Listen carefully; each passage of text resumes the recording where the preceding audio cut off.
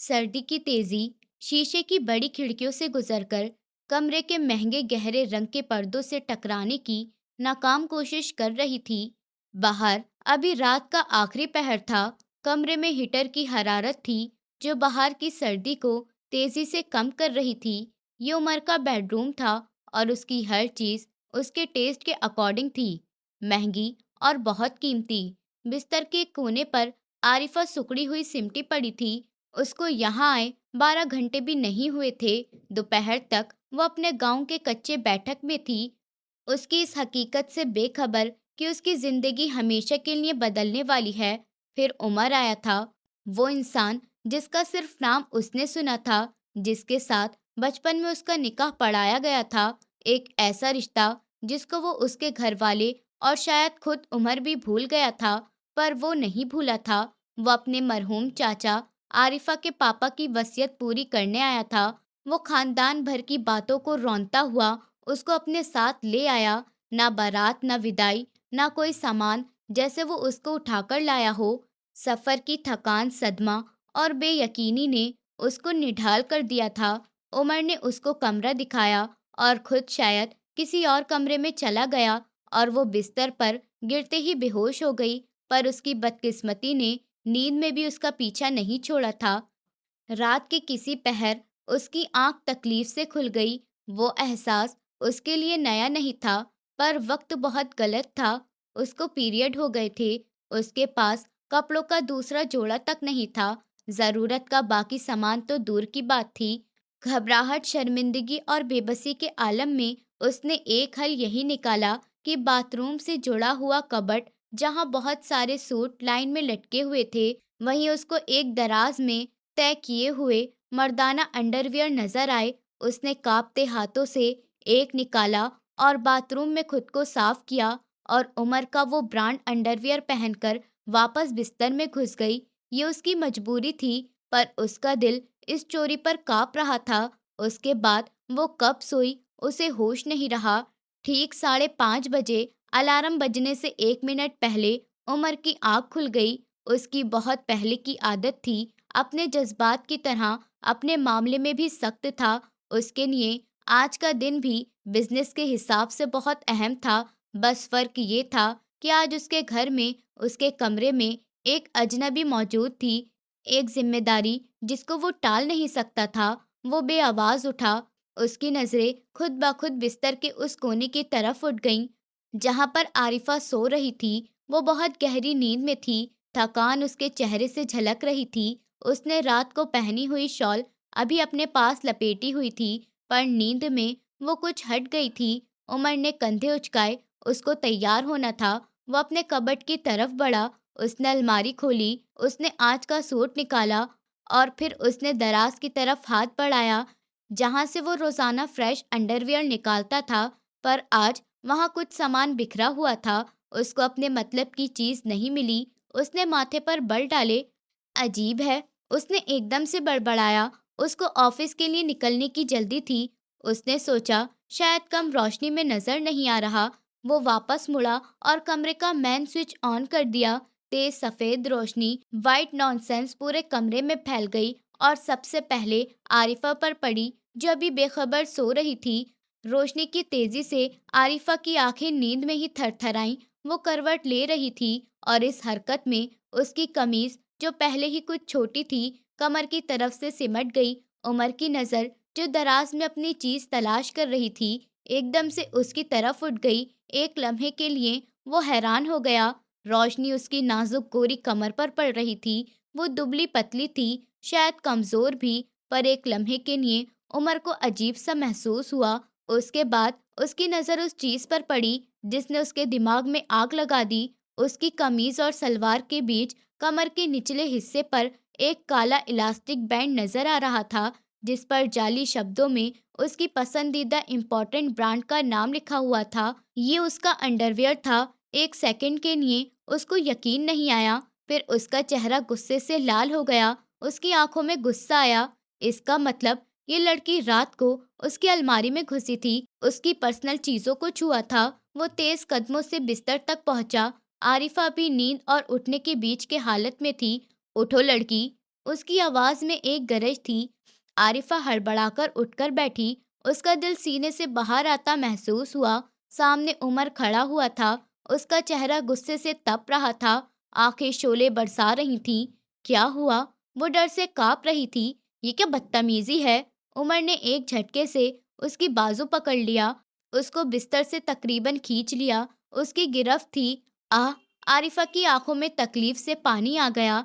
मेरा मेरा बाजू! बकवास बंद करो! वो दहाड़ने लगा। तुमने किसकी इजाजत से मेरी प्राइवेट चीजों को हाथ लगाया? आरिफा का दिमाग अभी पूरी तरह जागा नहीं था। वो ना समझी से उसका गुस्से से लाल हुआ चेहरा देख रही थी। कैसी चीज? मैंने कुछ छुआ नहीं। झूठ मत बोलो। उमर का गुस्सा आसमान को छू रहा था। ना सिर्फ हाथ लगाया बल्कि तुमने इस्तेमाल भी किया। तुम्हारी हिम्मत कैसे हुई? आरिफा अब भी उलझी हुई थी। मैं समझी नहीं। उमर ने तेज नजरों से उसके पूरे जिस्म को देखा, ऊपर से लेकर पांव तक।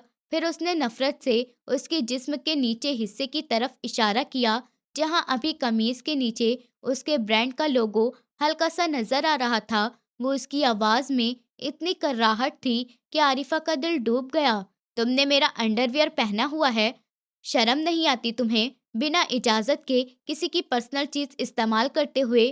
एक लम्हे के लिए आरिफा को लगा जैसे किसी ने उस पर तेजाब फेंक दिया। उसका चेहरा, जो पहले ही इधर से सफेद पड़ गया था, शर्मिंदगी साफ झलक रही थी।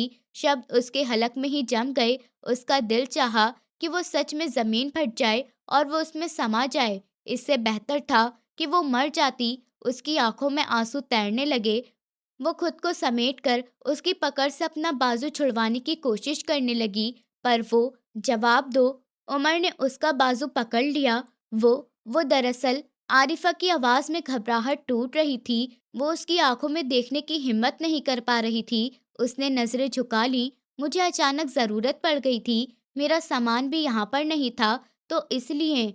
उमर ने नफरत से उसकी बात काट दी। उसकी आवाज में जहर था। जरूरत? ऐसी भी क्या जरूरत पड़ी तुम पर रातों रात, जो तुम्हें मेरे अंडरवियर को पहनना पड़ा? उसका लहजा, उसका सवाल, उसकी नजरें, आरिफा के लिए सब नाकाबिले बर्दाश्त था। वो और कुछ ज्यादा ये तमाशा बर्दाश्त नहीं कर सकती थी। उसके आंसू, जिन्हें वो रोकने की कोशिश कर रही थी, अब उसके गालों पर बहने लगे। उसने सारी हिम्मत जुटाई और कर्राती हुई आवाज में फर्श को घूरते हुए कहा, वो एक्चुअली मेरी मासिक तबीयत खराब हो गई थी, तो। ये बात अभी उसके मुंह में ही थी कि उसने महसूस किया कि उमर के हाथ की गिरफ्त उसके बाजू पर ढीली पड़ गई है। उसने डरते डरते अपने भी पलके उठाकर देखा। उमर हैरान खड़ा हुआ था। उसके चेहरे का गुस्सा सब एक लम्हे में गायब हो गया था। उसकी जगह एक अजीब सी हालत ने ले ली थी। वो कुछ लम्हे यूं ही पत्थर बना हुआ खड़ा रहा। उसकी आंखें आरिफा के आंसुओं से तार चेहरे पर जमी थीं। वो शब्द एक ऐसा सच था जिसका सामना करने के लिए उमर तैयार नहीं था। उसकी मर्दाना गैरत, उसका गुस्सा, उसका व्यवहार, सब कुछ उसकी मजबूरी के सामने बेबस नजर आने लगा। आरिफा ने देखा कि उसका चेहरा तेजी से रंग बदल रहा है। वो गुस्से से नहीं, बल्कि शायद बहुत ज्यादा घबराहट, नागवारी से लाल हो रहा था। उमर ने एक झटके से अपना हाथ खींचा, जैसे उसको करंट लग गया हो। उसने एक शब्द भी नहीं कहा। वो तेजी से मुड़ा और लंबे लंबे कदम बढ़ाता हुआ कमरे से बाहर निकल गया। दरवाजा बंद करने की भी कोशिश नहीं की गई। आरिफा परेशानी और डर के आलम में उसको जाता हुआ देखती रही। वो वहीं फर्श पर घुटनों के बल गिर पड़ी। उसकी बाजू, जहां उमर ने पकड़ा हुआ था, बुरी तरह से दुख रहा था, पर उसका दिल उससे कहीं ज्यादा जख्मी था। कमरे की तेज रोशनी, बिखरा हुआ बिस्तर और दरवाजे से आई ठंडी हवा, सब उसकी बेबसी और बेइज्जती का मजाक उड़ा रहे थे। उसको समझ नहीं आ रहा था कि वो रोए या फिर उस आदमी के अजीब रिएक्शन पर हैरान हो, जो उसको अपनी पत्नी बनाकर लाया था। पर उसकी एक मजबूरी का सुनकर कमरे से ऐसे भागा जैसे उसने कोई गुनाह कर दिया हो। उसका दिमाग बंद हो रहा था। वो यहाँ क्यों थी? उस अजनबी, सख्त, गैर और गुस्से से भरे इंसान के कमरे में वो क्या कर रही थी? उसका दिमाग इस बेइज्जती से फरार हासिल करने के लिए खुद ब खुद पीछे के वक्त में भटकने लगा। ये सब कब शुरू हुआ? उसने अपनी भी आंखों को रगड़ते हुए सोचा। 15 साल पहले हवेली का बड़ा सा बैठक मेहमानों से भरा हुआ था। ये कोई शादी का मौका नहीं था, पर माहौल किसी जश्न से कम भी नहीं था। 6 साल की आरिफा, जिसे उसकी माँ ने जबरदस्ती एक भारी लाल गोटे वाली फ्रॉक पहना दी थी, बैठक के एक कोने में अपनी सहेलियों के साथ पकड़म पकड़ाई खेलने में मगन थी। उसको इस बात से कोई परेशानी नहीं थी कि आज हवेली के बड़े उमर के पापा खालिद साहब शहर से आए हुए थे और उनके साथ उनका 12 साल का बेटा उमर भी था। आरिफा के लिए उमर शहर वाला भाई था, जो साल में एक बार यहाँ नजर आ जाता और जब भी आता अपने खिलौने या किताबों में गुम रहता था। गांव के बच्चों के साथ खेलने को वो अपनी बेइज्जती समझता था। आज भी वो एक तरफ सफेद सलवार कमीज पर काली बास्केट पहने खानदानी बुजुर्ग की तरह संजीदा चेहरे बनाए बैठा था, जबकि आरिफा मिट्टी में खेलते हुए हंस रही थी। फिर उसके पापा अब्बास साहब ने उसको आवाज दी, आरिफा बेटा इधर आओ। अब्बास एक बहुत अच्छे और सादे इंसान थे। वो अपने बड़े भाई खालिद के हिसाब से दौलतमंद और रुतबे की जगह ईमानदारी और रिश्तों को अहमियत देते थे। आरिफा अपने पापा की लाडली बेटी थी। वो भागती हुई आई, जी पापा। उसके पापा ने उसको गोद में उठाया और चूम लिया। मेरी गुड़िया रानी, आज तुम्हारे लिए एक तोहफा लाए हैं हम। आरिफा ने खुशी से ताली बजाई। कहाँ है तोहफा? अब्बास साहब मुस्कुराए और उसको लेकर उस चबूतरे पर बैठ गए जहाँ खालिद बैठे हुए थे और साथ में उमर भी था। वहां पर सब बड़े मौजूद थे। मौलवी साहब भी वहीं आए हुए थे। भाई, अब्बास साहब ने अपने बड़े भाई खालिद से कहा, आप तो जानते हैं मेरी तबीयत ठीक नहीं रहती। दुनिया का कोई भरोसा नहीं। मेरी बस एक ही ख्वाहिश है। खालिद, जो अपने भाई की गिरती हुई सेहत को अच्छे से जानते थे, संजीदगी से बोले कि हुक्म करो अब्बास, तुम्हारी हर ख्वाहिश पूरी होगी। मेरी आरिफा। अब्बास साहब ने अपनी बेटी के सर पर हाथ फेरा। यह हमारे खानदान की बेटी है। मैं चाहता हूँ ये तुम्हारी बहू बन जाए मेरी जिंदगी में ही। इसका निकाह उमर के साथ हो। मैं मर भी गया तो सुकून से मरूंगा कि मेरी बेटी महफूज हाथों में है। बैठक में एक लम्हे को खामोशी छा गई। 12 साल की उमर ने चौंक कर अपने पापा की तरफ देखा। आरिफा, जो पापा की गोद में बैठी हुई थी, तोहफे का इंतजार कर रही थी। खालिद साहब ने एक नज़र अपने बेटे पर डाली और फिर मुस्कुराए। अब्बास, ये भी कोई कहने की बात है? उमर से बेहतर इसके लिए कौन हो सकता है? हमें मंजूर है। मौलवी साहब, आप निकाह पढ़ाइए। आरिफा की माँ, जो पीछे खड़े हुए ये सब कुछ सुन रही थी, उनकी आंखों में आंसू आ गए। पर पापा, मेरा तोहफा? आरिफा ने पापा की शेरवानी का बटन घुमाते हुए पूछा। अब्बास साहब हंस पड़े। बेटा, तुम्हारी जिंदगी का सबसे बड़ा तोहफा मिलने जा रहा है। और फिर बच्चों के शोर, बड़ों की बातें और 6 साल की आरिफा की नासमझी के बीच मौलवी साहब ने निकाह कबूल कराया था। उमर वलियत खालिद, क्या आपको आरिफा अब्बास बिनते अब्बास अपने निकाह में?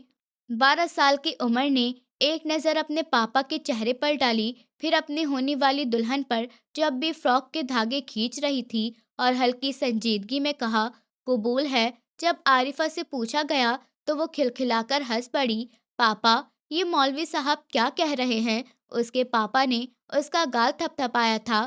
प्यारा बेटा, कहो कबूल है, कबूल है। उसने नारा लगाया जैसे कोई खेल जीत गई हो। इस तरह मिट्टी में खेलती आरिफा उमर की बीवी बन गई। उसके 2 साल बाद ही उमर आगे की पढ़ाई के लिए बाहर पढ़ने चला गया था।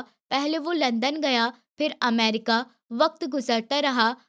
आरिफा बचपन से जवानी की दहलीज पर कदम रखने लगी। वो गांव के स्कूल से कॉलेज जाने लगी। उसके लिए वो निकाह एक भूली हुई बात थी, एक याद, धुंधली सी याद थी। कभी कभी जब खानदान में कोई शादी होती तो उसकी माँ हसरत से कहती, मेरी बेटी की विदाई न जाने कब होगी, वो तो भूल ही गई थी।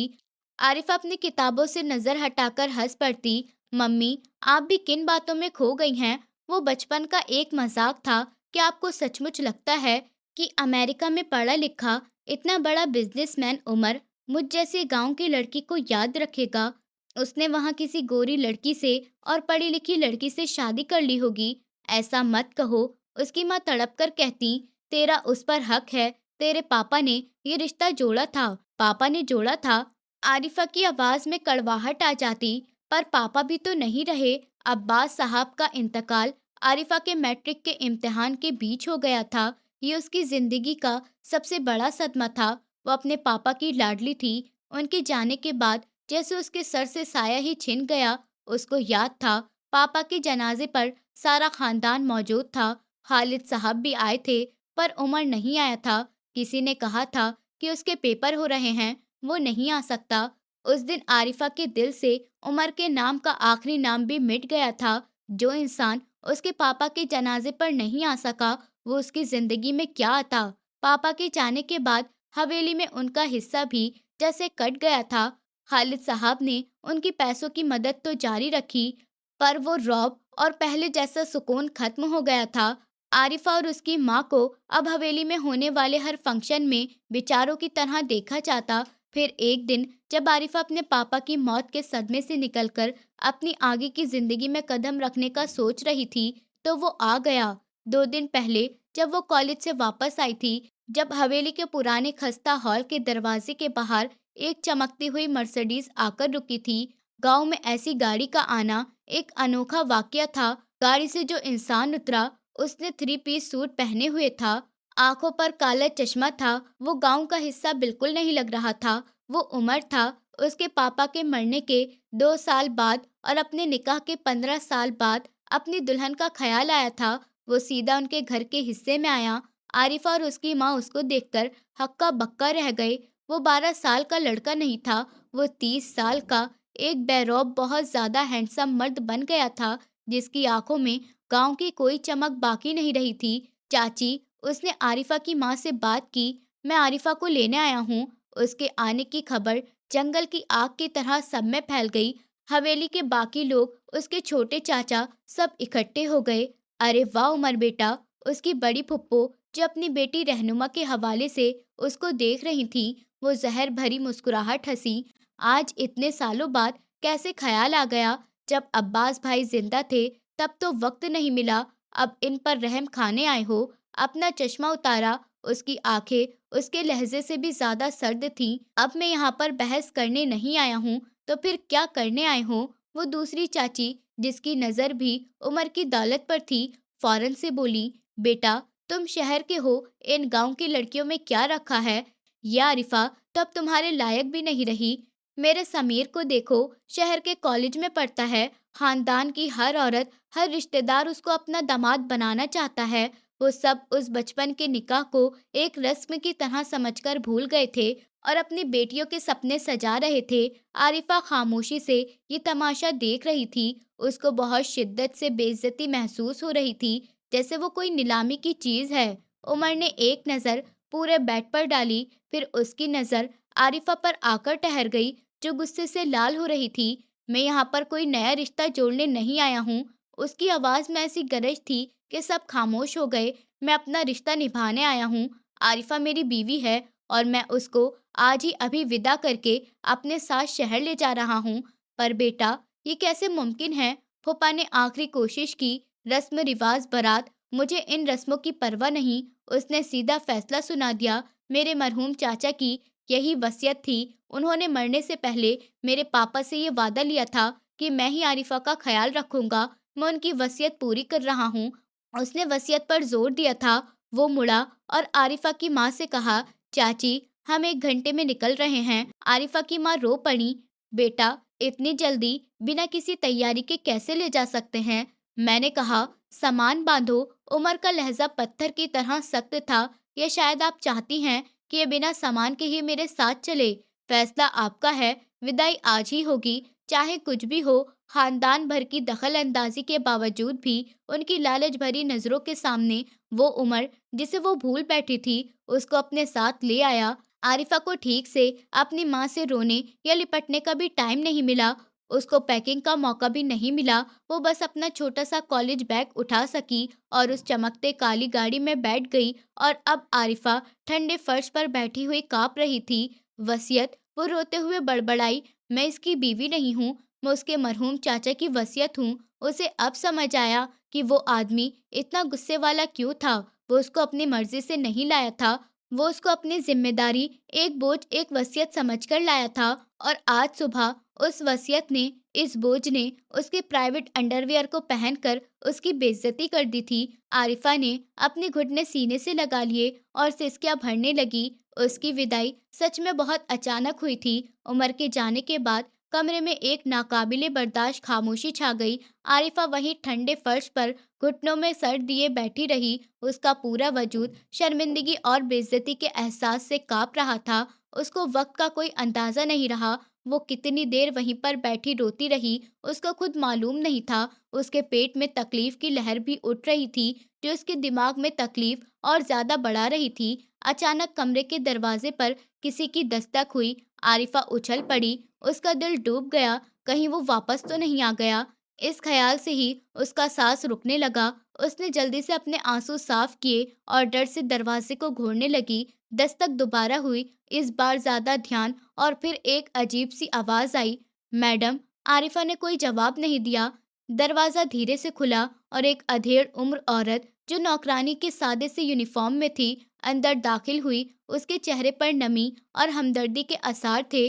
उसके पीछे एक और जवान लड़की थी, जिसके हाथ में बहुत सारे शॉपिंग बैग थे। मैडम, उस औरत ने अंदर आते हुए बहुत नरमी से कहा, मेरा नाम रुबीना है, मैं यहाँ पर काम करती हूँ। आरिफा, जो अभी फर्श पर बैठी हुई थी, उसको देखकर जल्दी से उठने की कोशिश करने लगी। वो खुद को समेट रही थी। रुबीना तेजी से आगे बढ़ी। अरे नहीं नहीं मैडम, आप बैठी रहिए, तकलीफ नहीं करिए। रुबीना ने दूसरी नौकरानी को इशारा किया, जिसने सारे शॉपिंग बैग कमरे में मौजूद खूबसूरत सोफे पर रख दिए। वो कमरे की हालत, बिस्तर की सिलवटों और आरिफा की लाल आंखों को एक ही नजर में भाप गई, पर उसने अपने चेहरे पर कोई असर नहीं आने दिया। आरिफा हैरान और परेशानी से कभी उन बैग को देखती, कभी उस औरत को। उसने कुछ खाने के लिए मुंह खोला, मगर कुछ कह नहीं सकी। मैडम, रुबीना ने बहुत हमदर्दी से कहना शुरू किया, ये सामान उमर साहब ने भिजवाया है। ये सुनकर आरिफा के दिमाग पर जैसा किसी ने हथौड़े मार दिए हों। उमर ने, वो इंसान जो सुबह उसको इतना बेइज्जत करके गया था, वो उसके लिए सामान क्यों भिजवाएगा? आरिफा की हैरत को देखते हुए रुबीना ने अपनी बात जारी रखी। उमर साहब का हुक्म था कि आपकी ज़रूरत की हर चीज़ फौरन से पहुंचा दी जाए। उसने सोफे पर रखे बैग की तरफ इशारा किया। उसमें आपके कपड़े और बाकी ज़रूरी चीज़ है। उसने कुछ नहीं कहा, बस धीरे से अपना सर हिलाया, जैसे उसकी बात समझने की कोशिश कर रही हो। रुबीना ने कदम आगे बढ़ाया। उसकी आवाज़ हल्की और हमदर्द हो गई। मैडम, आपको किसी और चीज़ की ज़रूरत तो नहीं? आपने सुबह से कुछ खाया पिया भी नहीं है। साहब ने कहा था कि आपका खास ख्याल रखा जाए। खास ख्याल? आरिफा के कानों में ये शब्द गूंजे। सुबह वाला सलूक खास ख्याल था। ये आदमी कितना अजीब और अलग था। पहले उसने इतनी बेइज्जती की और अब नौकरानी को खास ख्याल रखने का कह रहा था। वो इतनी हैरान में उलझी हुई थी कि उसको गुस्सा भी नहीं आया। उसने बस ना में सर हिला दिया। नहीं शुक्रिया, मुझे कुछ नहीं चाहिए। उसकी आवाज़ मुश्किल से निकली। अच्छा मैडम। रुबीना ने फौरन बात मान ली। आप ये सामान देख लीजिए, मैं आपके लिए थोड़ी देर में जूस या चाय भिजवाती हूँ, और दोपहर का खाना भी बता दीजिएगा। आरिफा ने सर को ना में हिलाया। मुझे भूख नहीं है। ऐसे कैसे भूख नहीं है मैडम? रुबीना ने ऐसा प्यार दिखाया और कहा, रंग कितना पीला पड़ गया है। चलिए, मैं खुद ही आपके लिए कुछ हल्का फुल्का सा बनाकर लाती हूँ, आप फिक्र नहीं करें। आरिफा ने दूसरी नौकरानी को बाहर जाने का इशारा किया और फिर खुद भी आरिफा को एक तसल्ली भरी नजर देखकर कमरे से खामोशी से निकल गई। उसके जाने के बाद आरिफा कुछ लम्हे वहीं पर खड़ी रही। फिर उसकी नजर उन शॉपिंग बैग पर पड़ी। वो हिचकिचाते हुए उनकी तरफ बढ़ गई। उसका दिल धक धक कर रहा था। उसने पहला बैग खोला। उसमें नए आरामदायक और खूबसूरत सूट निकाले, सादा पर महंगे, बिल्कुल वैसे जैसे कोई घर में आराम के लिए पहनता है। साथ ही एक नरम सी चप्पल भी थी। उसने दूसरा बैग खोला तो उसमें महंगे परफ्यूम, लोशन और कुछ मेकअप का सामान था। आरिफा ये सब कुछ देखकर बहुत हैरान हो रही थी। वो इंसान जो सुबह उसको एक छोटी सी मजबूरी पर इतना ज्यादा भड़क गया था, अब उसके लिए इतना ज्यादा फुर्सत से चीजें लाया था। फिर उसकी नजर आखिरी बैग पर पड़ी, जो बाकियों से छोटा और सादा था। उसका दिल जोर से धड़का। उसको अंदाजा हो गया था कि इसमें क्या हो सकता है। उसने कांपते हुए हाथों से वो बैग खोला। उसके अंदर बिल्कुल वही था जिसकी उसे इस वक्त दुनिया में सबसे ज्यादा जरूरत थी। सैनिटरी के 2 बड़े पैकेट और साथ ही तरीके से तय किए हुए बिल्कुल नए औरतों के अंडरवियर, ये देखते ही आरिफा की आंखों में आंसू की एक नई लहर दौड़ गई। पर इस बार ये आंसू डर के नहीं थे, ये हैरत और एक अजीब सी उलझन के थे। वो वहीं सोफे पर बैठ गई। इसका मतलब सुबह वो सब सुनने के बाद उसने बड़बड़ाया। उसे याद आया कि वो कमरे से कैसे एक झटके से निकला था। वो गुस्से में नहीं निकला था, वो शायद शर्मिंदा हो गया था या घबरा गया था। पर उसके फौरन बाद उसने किसी को फोन करके ये सब कुछ चीजें मंगवाई होंगी। उसने उसकी सबसे बड़ी, सबसे प्राइवेट जरूरत का ख्याल रखा था, जिसका जिक्र करते हुए वो खुद शर्म से मरी जा रही थी। वो अपने आंसू साफ करती हुई एकदम से मुस्कुरा दी। इतना भी बुरा नहीं है उमर, जितना मैंने सोचा था, उसने खुद से कहा। उसको सच में एहसास हुआ कि मुझे इन चीजों की कितनी जरूरत थी, खास तौर पर उन प्राइवेट चीजों की। उसको लगा जैसे उसके दिल पर रखा हुआ कोई भारी पत्थर हट गया है। सुबह की सारी बात, सारी बेइज्जती उस एक ख्याल से कुछ कम हो गई। आरिफा ने फौरन से उनमें से एक आरामदेह हल्के नीले रंग के सादा कपड़े निकाले और सीधा बाथरूम की तरफ चली गई। गर्म पानी के नीचे खड़े होकर उसको लगा जैसे वो सिर्फ सफर की धूल नहीं, बल्कि सुबह की बेइज्जती का असर भी धो रही है। जब वो नहाकर साफ सुथरे आरामदेह कपड़ों में बाहर आई, तो वो खुद को जिस्मानी और दिमागी के तौर पर बहुत बेहतर महसूस कर रही थी। उसके पेट की तकलीफ भी अब कम हो गई थी। उसने अपने गीले बाल सुखा लिए और बिस्तर में आकर बैठ गई। कमरा अब भी वही था, पर आरिफा का दिल अभी इतना ज्यादा डरा हुआ नहीं था। वो अब उमर के बारे में सोच रही थी, वो इंसान जो वसीयत पूरी करने के लिए उसको जबरदस्ती उठा लाया, जो सुबह एक मामूली बात पर दरिंदों की तरह उस पर चीखा था और फिर इस मजबूरी को समझकर खामोशी से उसकी सबसे बड़ी जरूरत पूरी कर गया। आखिर ये कैसा इंसान है, उसने सोचा। और इस बार उसके दिल में डर के साथ सवाल उभरने लगे। उसने पूरा दिन उसी कमरे में गुजार दिया। वो बड़ी शीशे की खिड़की के पास खड़ी हो गई। दिन शाम में ढलने लगा। आसमान का रंग नारंगी से गहरा नीला हो गया और फिर कल हो गई। नीचे सड़कों पर गाड़ियों की रोशनी सितारों की तरह चमकने लगी। आरिफा ने रुबीना का लाया हुआ जूस पी लिया था और जबरदस्ती दोपहर के खाने के कुछ निवाले भी ले लिए, पर उसका हलक सूखा हुआ था। उसको अब सुबह के वाकये से ज्यादा उस इंसान के वापसी का डर सता रहा था। जब वो रात को वापस आएगा तो क्या होगा, उसने सोचा। क्या वो फिर मुझ पर चीखेगा या वो मुझे इस कमरे से निकाल देगा? पर फिर उसको वो शॉपिंग बैग याद आए। नहीं, अगर उसको निकालना होता तो वो मेरी जरूरत की सबसे पर्सनल चीज क्यों मंगवाता? ये बातें उसको पागल कर रही थी। वो बिस्तर के कोने पर खुद को समेटकर बैठ गई। उसने हल्के नीले रंग का जो सूट पहना हुआ था, उस पर उसने दुपट्टा भी सलीके से ओढ़ लिया। उसको अपने बालों को कंघी करके एक सादा सी चुटिया बना ली। वो सुबह की बिखरी हुई खौफजदा लड़की नहीं लग रही थी, बल्कि थकी हुई, संजीदा और किसी फैसले का इंतजार करने वाली लग रही थी। रात के तकरीबन 9 बजे उसको नीचे दरवाजे के खुलने और बंद होने की आवाज आई। उसका दिल उसके हलक में आ गया। वो आ गया था। उसने अपना दुपट्टा सर पर थोड़ा आगे कर लिया। उसके हाथ पांव ठंडे पड़ने लगे। उसने कदमों की आहट सुनी, भारी कदम जो सीढ़ियां चढ़ते हुए उसके कमरे की तरफ ही आ रहे थे। हर कदम उसके दिल की धड़कन तेज कर रहा था। कदमों की आहट दरवाजे पर आकर रुक गई। एक लम्हों की खामोशी। आरिफा ने सांस रोक ली, फिर दरवाजे का हैंडल घूमा और दरवाजा एक हल्की सी आवाज के साथ खुल गया। उमर अंदर दाखिल हुआ। वो दिन से ज्यादा थका हुआ लग रहा था। उसने अपने गहरे नीले रंग के सूट का कोट उतारकर बाजू पर डाले हुए टाई की नोट खोली थी और शर्ट के ऊपर से 2 बटन खोले। उसके चेहरे पर दिन भर की थकावट साफ दिख रही थी, पर उसकी आंखों में वही सर्दी थी। वो कमरे में दाखिल हुआ। उसकी नजर सीधे कबर्ड की तरफ गई। शायद वो कपड़े बदलना चाहता था, लेकिन तभी उसकी नजर आरिफा पर पड़ी, जो बिस्तर के कोने पर खामोशी से पत्थर की तरह बैठी हुई उसको ही देख रही थी। उमर ठिठक कर रह गया। उसके कदम वहीं पर जम गए। उसे उम्मीद थी कि वो उसको सुबह की तरह रोती हुई, बिखरी हुई हालत में पाएगा, पर उसके सामने जो आरिफा बैठी हुई थी, वो साफ सुथरी, सुकून भरी और बिल्कुल कॉन्फिडेंट थी। उसको ताज़ा नहाए हुए चेहरे पर पानी की कुछ बूंदें अभी चमक रही थीं और उसके बालों से शैम्पू की हल्की सी मीठी खुशबू आ रही थी। वही शैम्पू जो उसने आज सुबह उसके लिए मंगवाया था। एक लम्हे के लिए उमर को समझ नहीं आया कि वो क्या करे। उसको सुबह का अपना वो सलूक याद आ गया, वो शर्मिंदगी जो उसको ऑफिस में सारा दिन महसूस होती रही थी, वो अब कई गुना बढ़कर उसके चेहरे पर दिख रही थी। उसने तेजी से अपनी नजर चुरा ली। वो उसकी आंखों में देखने की हिम्मत नहीं कर पा रहा था। उसने मुड़कर दरवाजे को देखा, जैसे वो कोई बहुत जरूरी काम भूल गया हो। वो एक शब्द कहे बिना वापस मुड़ने ही वाला था। आरिफा की हल्की पर साफ आवाज कमरे में गूंज गई। उमर के कदम फिर से रुक गए। उसने धीरे से गर्दन मोड़कर उसकी तरफ देखा, पर अब भी उसकी आंखों में देखने से घबरा रही थी। उसकी आवाज में खुदरापन था। आरिफा ने गहरा सांस लिया। ये हिम्मत करने का वक्त था।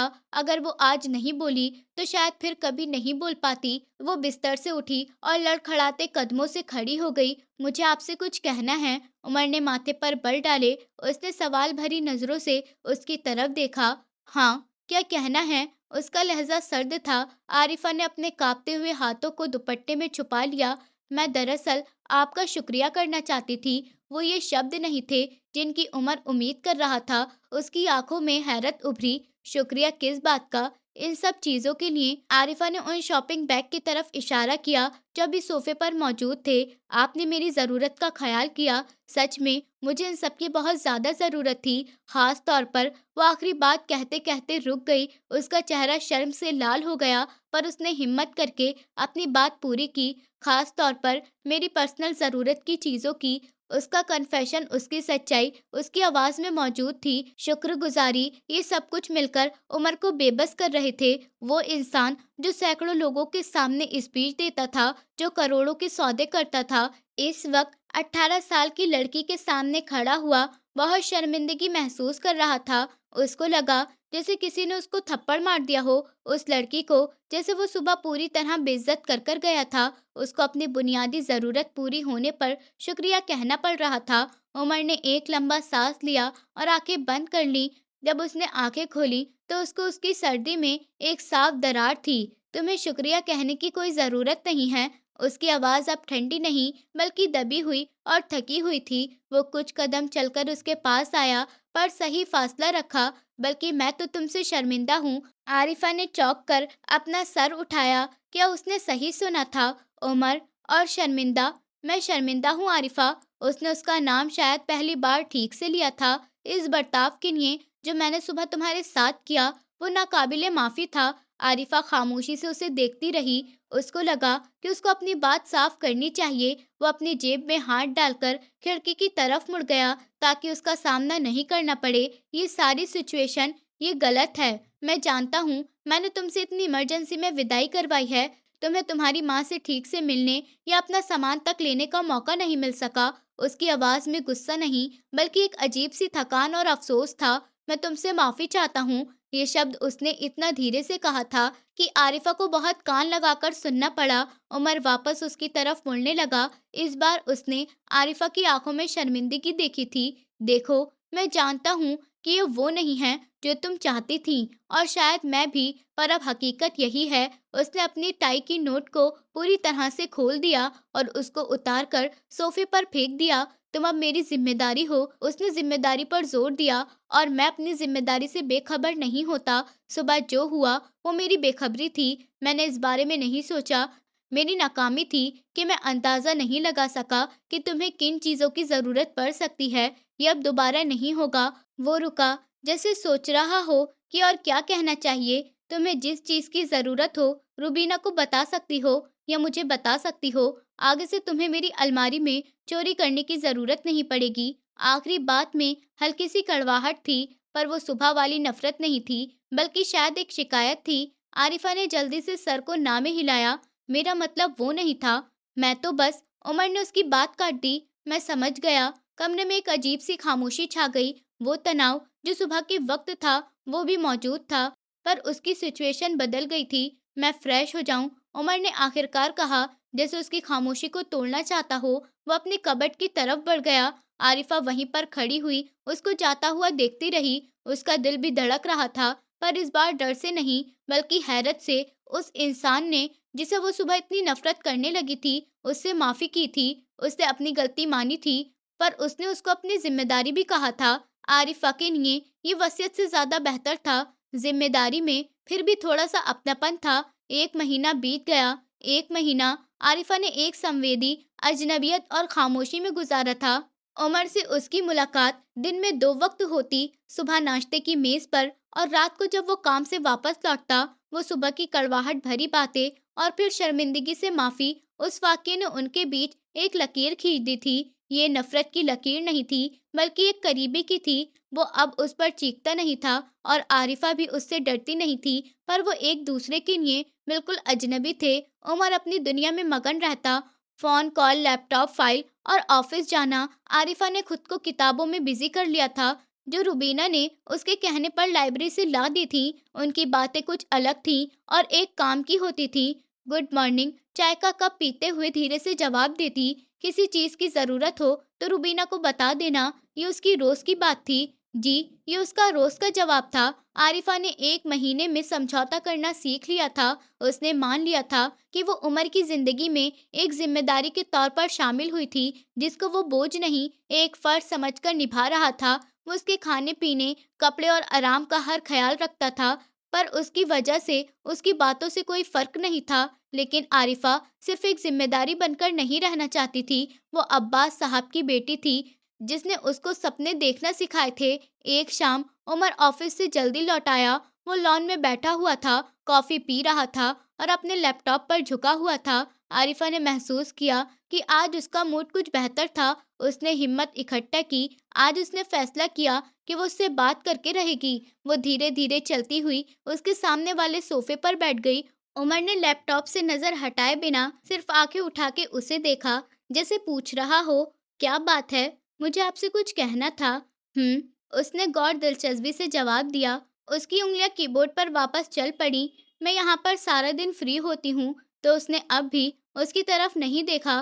तुम्हें शॉपिंग पर जाना है? रुबीना को बोलो, ड्राइवर को नहीं। आरिफा ने उसकी बात काट दी। उसकी आवाज में इतनी मजबूती थी कि उमर की उंगलियां रुक गईं। उसने लैपटॉप की स्क्रीन को थोड़ा नीचे किया और अब गौर से उसको देखा। आरिफा ने गहरा सांस लिया। मुझे शॉपिंग नहीं करनी, मुझे अपनी पढ़ाई आगे जारी रखनी है। मैं मास्टर्स करना चाहती हूँ। कमरे में एक लम्हे के लिए खामोशी छा गई। उमर को जैसे इस बात की उम्मीद नहीं थी। उसने लैपटॉप बंद किया और उसको मेज पर रख दिया। मास्टर, वो गहरी आवाज में बोला। जी, आरिफा ने अब नजरें मिलाकर कहा। उमर ने कुछ देर उसको घूरकर देखा। उसके चेहरे पर असर बदल गए। वो चेहरा हैरत ज़दा लग रहा था और शायद थोड़ा सा तसल्ली से भी। तुमने पहले कितना पढ़ा है? उसने पूछा। उसके लहजे में अब भी वो गांव वाली लड़की का फोटो था, जो शायद मुश्किल से कॉलेज तक गई होगी। आरिफा ने फक्र से सर उठाया। ये वो चीज थी जो उसकी अपनी थी। मैंने बीएस ऑनर्स किया है कंप्यूटर साइंस में। ये एक और झटका था। और उमर, जो बड़ी बड़ी बिजनेस डील में हैरान नहीं होता था, इस वक्त सच में हैरान हुआ था। उसको लगा था कि वो किसी आर्ट्स के टॉपिक में सादा बीए कर कर बैठ गई होगी। बीएस कंप्यूटर साइंस, उसने दोहराया। जी, पापा चाहते थे कि मैं सॉफ्टवेयर इंजीनियर बनूं। आखिरी बात कहते हुए उसकी आंखें भीग गईं। उसकी आंखों से आंसू बहने लगे। उमर, जो कुछ लम्हे खामोश रहा और वो उस लड़की को देख रहा था जिसको वो 1 महीने से नजरअंदाज करता रहा था। वो इसको सिर्फ एक वसीयत का बोझ, एक गांव की साधारण सी लड़की समझता रहा था। वो तो पढ़ी लिखी और समझदार, अपने सपने पूरे करने वाली लड़की थी। उसने अचानक से फैसला किया। ठीक है, मतलब? आरिफा को यकीन नहीं आया। मतलब मैं कल ही शहर के बेहतरीन यूनिवर्सिटी में पता करता हूँ। तुम अपने कागज तैयार रखो। ये कहकर वो उठा, अपना लैपटॉप उठाया और अपने कमरे की तरफ बढ़ गया। आरिफा उसको जाता हुआ देखती रही। उसका दिल खुशी से उछल रहा था। ये इतना आसान था। उसने हाँ कह दिया था। अगले दिन उमर ने सच में अपनी बात का मान रखा। उसने शहर की सबसे बड़ी और बेहतरीन प्राइवेट यूनिवर्सिटी की टीम से खुद बात की। पढ़ाई के रिकॉर्ड, उसके ग्रेड और उसके फाइनल ईयर प्रोजेक्ट की डिटेल्स देखकर यूनिवर्सिटी वाले भी इम्प्रेस हुए बिना नहीं रह सके। आरिफा के पढ़ाई के रिकॉर्ड्स इतने शानदार थे, उसके मार्क्स इतने अच्छे थे कि उसने ना सिर्फ मास्टर प्रोग्राम में जल्दी से एडमिशन मिल गया, बल्कि यूनिवर्सिटी ने उसकी 100% स्कॉलरशिप भी ऑफर कर दी थी। ये खबर लेकर जब वो घर आया तो उसके पैर जमीन पर नहीं टिक रहे थे।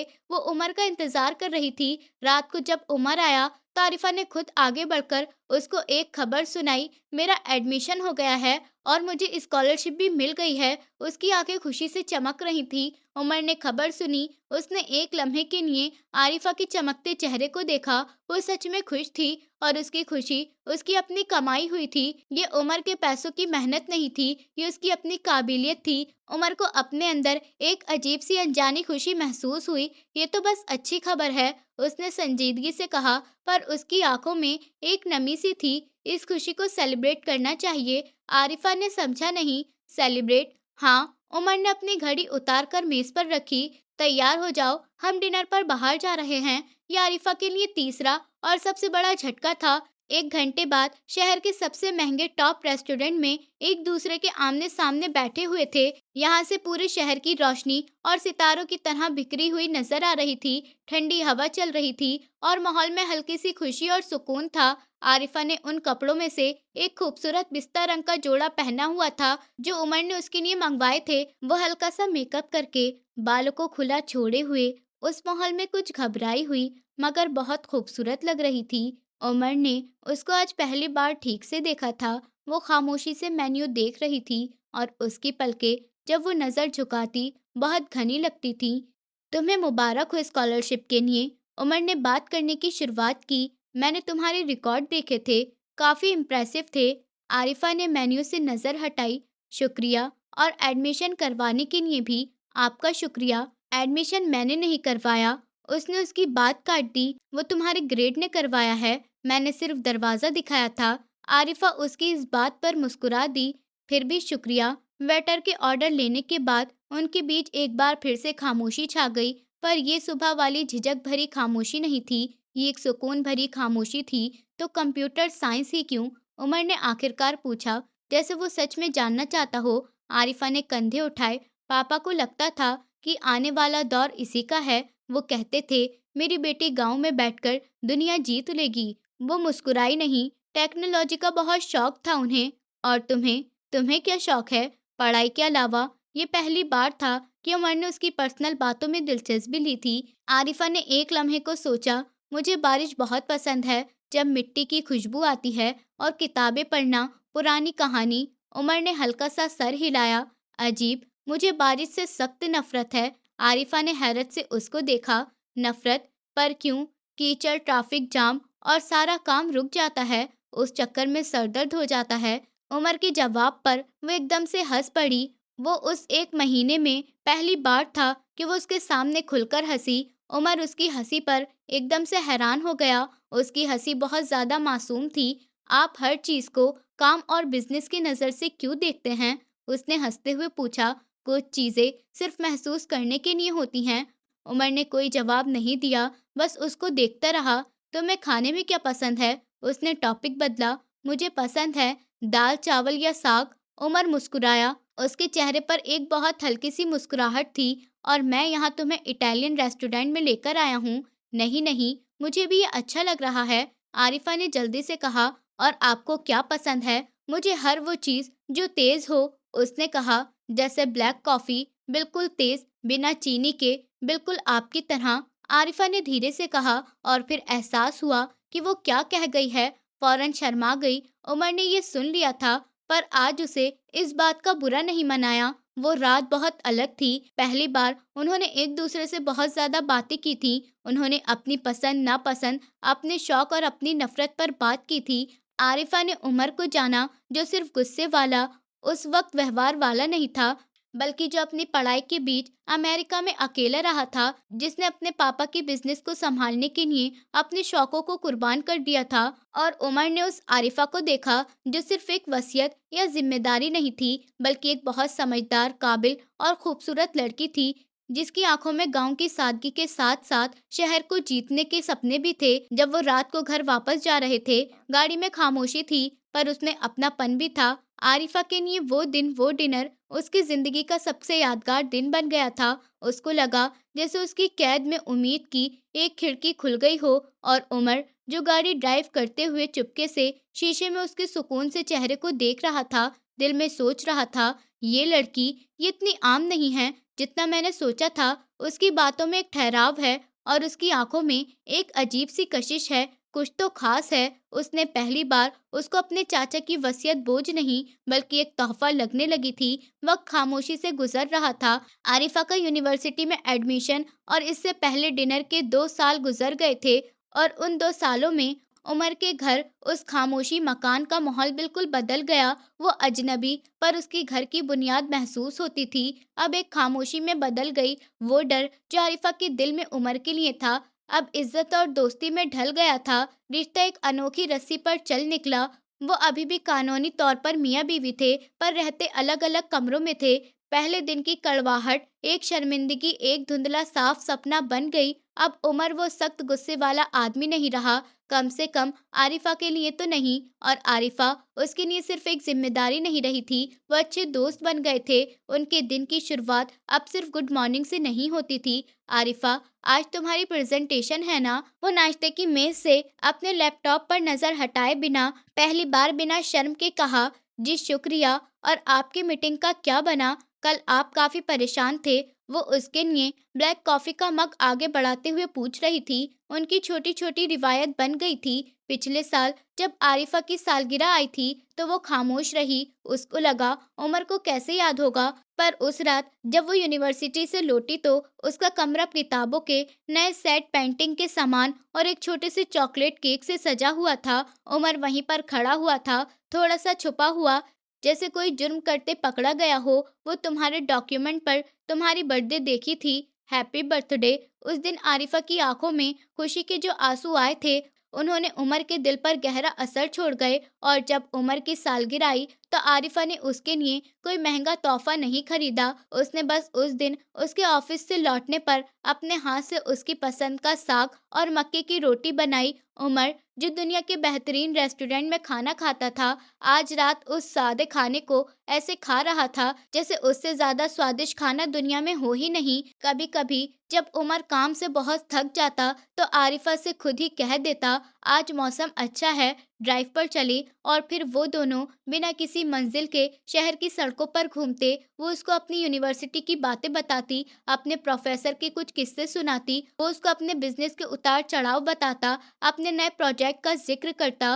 वो एक दूसरे का राज बांटने वाले बन गए, एक दूसरे का सुकून बन गए। पर उस दोस्ती और रिस्पेक्ट के मजबूत खोल के नीचे एक अनजाना जज्बा भी पनप रहा था, जिसे वो दोनों मानने से डरते थे। उमर ने उसको कभी बीवी होने का हक नहीं जताया, और आरिफा ने कभी उसके कमरे की तरफ उस रात के बाद कदम नहीं बढ़ाया। वो रात को अपने अपने दरवाजे पर एक दूसरे को गुड नाइट कहते और अपने अपने कमरों में चले जाते। फिर वो दिन आ गया जिसका आरिफा को इंतजार था। उसका मास्टर्स का आखिरी दिन था, उसका कन्वोकेशन एडिटोरियम और उनके मम्मी पापा की खुशी और जोन से गूंज रहा था। लड़कियां ब्लैक गाउन और टोपियों में फ्यूचर के सपने आंखों में सजाए हुए एक दूसरे के साथ हंस रही थीं। आरिफा अपनी सहेलियों के साथ बैठी हुई थी, उसका दिल जोर जोर से धड़क रहा था। पिछली लाइन में सबके मम्मी पापा के बीच उमर अकेला बैठा था, वही 3 पीस सूट, वही संजीदा चेहरा। पर आज उसकी आंखों में एक साफ चमक थी, एक सफर का एहसास। उसने अपने बिजनेस शेड्यूल में से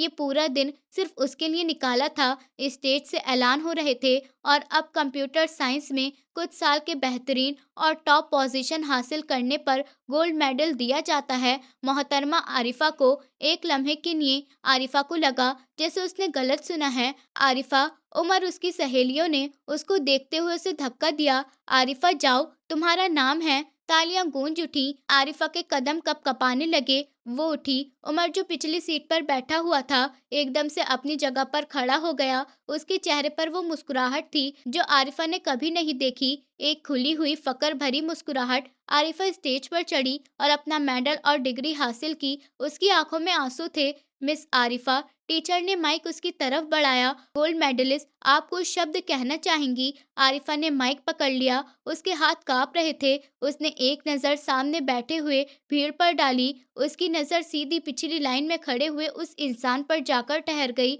जो उसके लिए तालियां बजा रहा था। उसने गहरा सांस लिया। उसकी आवाज़ हॉल में गूंजी, आज मैं बहुत खुश हूँ। उसकी आवाज़ रूहानी हो गई। जब मैंने ये सफ़र शुरू किया था तो मैं बहुत अकेली थी।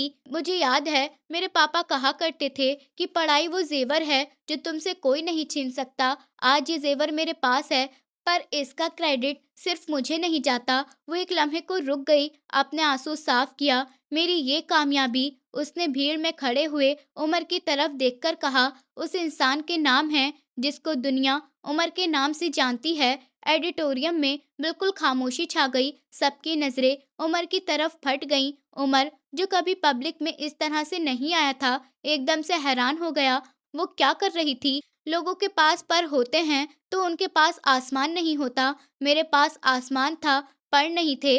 आरिफा की आवाज में कॉन्फिडेंट था। मैं एक वसीयत का बोझ बनकर उनकी जिंदगी में आई, एक जिम्मेदारी जिसको वो शायद कभी नहीं चाहते थे, लेकिन इस इंसान ने, मेरे पति ने, उस जिम्मेदारी को एक फर्ज की तरह निभाया। उन्होंने मुझे वो पर दिए, उन्होंने मुझे ये आसमान दिया और उन्होंने मुझे उस पर उड़ना सिखाया। उमर हैरान खड़ा हुआ था। उसका दिल इतनी जोर से धड़क रहा था कि उसको लगा पूरा हॉल सुन लेगा। लोग कहते हैं हर कामयाब मर्द के पीछे औरत का हाथ होता है। आरिफा इमोशनल हो रही थी, लेकिन मेरे पीछे एक ऐसा मर्द है जिसने मुझे अपने पैरों पर खड़ा होना सिखाया। उमर, ये डिग्री, ये गोल्ड मेडल सिर्फ आपका है।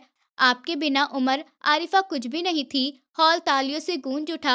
उमर ने अपनी जिंदगी में पहली बार ऐसी फीलिंग महसूस की थी। उसकी आंखों में भी आंसू की नमी आ गई। वो उस लड़की की मोहब्बत, उसकी कन्फेशन, उसकी समझदारी पर हैरान रह गया था।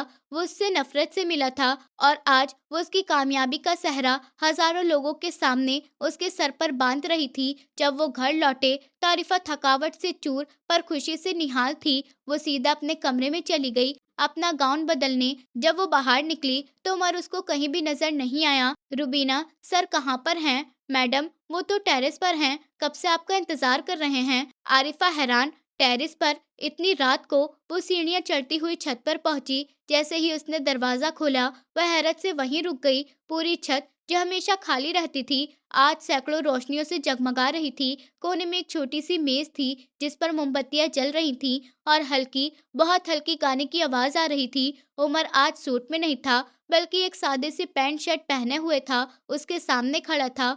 उमर, आरिफा ने धीमी आवाज में कहा, ये सब क्या है? उमर उसके पास आया। आज उसकी आंखों में वो पहली वाली बात नहीं थी, वो झिझक नहीं थी। आज उसकी आंखों में एक ऐसा जज्बा था जिसको आरिफा पहचान नहीं सकी। तुमने आज स्टेज पर जो कहा आरिफा, उसकी आवाज गहरी थी। वो कहने की जरूरत ही नहीं थी। क्यों? आरिफा ने कहा, वो सच था। आप नहीं होते तो। चुप हो जाओ। उमर ने अपना हाथ उठाकर उसको खामोश करवा दिया। आज तुमने जो भी कहा वो मेरे लिए था, लेकिन अब मैं कुछ कहना चाहता हूँ जो सिर्फ तुम्हारे लिए है। वो उसको मेज तक लेकर आया। उसने आरिफा के लिए कुर्सी खींची। बैठो। वो खुद उसके सामने बैठ गया।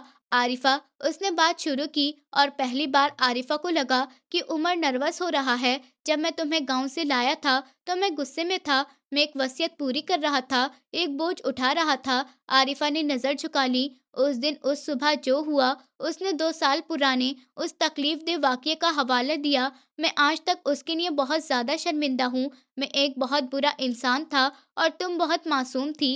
उमर, प्लीज। आरिफा ने उसको रोकना चाहा। नहीं, मुझे कहने दो। उसने आरिफा का हाथ, जो मेज पर रखा हुआ था, अपने हाथ में ले लिया और आरिफा का पूरा वजूद उस एहसास को छूने से कांप गया। ये उनका पहला एहसास था। मैंने तुम्हें जिम्मेदारी समझा, फिर तुम्हें दोस्त समझा। मैं तुम्हारी समझदारी, तुम्हारी मेहनत और तुम्हारी सादगी को देखा। तुम हर रोज थोड़ा थोड़ा करके मेरे सख्त दिल में जगह बनाती गई। उसने गहरा सांस लिया। आज जब तुमने स्टेज पर मेरा नाम लिया तो मुझे एहसास हुआ कि मैं दुनिया का सबसे बड़ा बिजनेसमैन बनने के चक्कर में ये एहसास ही नहीं किया कि मेरी दुनिया तो मेरे घर में ही मौजूद है। वो अपनी कुर्सी से उठा और आरिफा के सामने एक घुटने पर बैठ गया। आरिफा की आंखें हैरत से पहल गईं। उसकी सांस रुक गया। उमर, ये क्या कर रहे हो? आप उठिए। नहीं। उसने उसका हाथ मजबूती से पकड़ लिया। आज नहीं आरिफा, हम 15 साल से निकाह में हैं, पर हमारा रिश्ता आज तक शुरू भी नहीं हुआ। होने को एक वसीयत थी, एक मजबूरी थी। उसने अपनी जेब से एक छोटी सी डिब्बी निकाली। उसने उसको खोला। उसमें से एक नाजुक सी हीरे की अंगूठी चमक रही थी। मैं आज इस वसीयत को, इस मजबूरी को मोहब्बत में बदलना चाहता हूँ। उसकी आवाज में वो सारा मान, वो सारा प्यार था जो आरिफा ने कभी सपने में सोचा था। आरिफा, क्या तुम गुस्सैल, सख्त व्यवहार वाले, बोरिंग आदमी को अपना पति, अपना पार्टनर और अपना दोस्त दिल से कबूल करोगी? क्या तुम मुझे इजाज़त दोगी कि मैं तुम्हें वो सारी खुशियाँ दे सकूँ जिसकी तुम हकदार हो? क्या तुम मुझसे दोबारा शादी करोगी?" आरिफ़ा रो रही थी, ये खुशी के आँसू थे। उसने अपने आँसुओं के बीच मुस्कुराते हुए सर हिलाया। "मैंने तो आपको उसी दिन कबूल कर लिया था," उसने सिसकियों में कहा। "जब आपने मेरी पढ़ाई के लिए हाँ कहा था।" वो झुकी और उमर को उठने में मदद की। "हाँ उमर, हाँ मुझे कबूल है।" उमर ने मुस्कुराते हुए अंगूठी उसकी उँगली में पहना दी। उसने आरिफ़ा के आँसुओं को धीरे से साफ किया।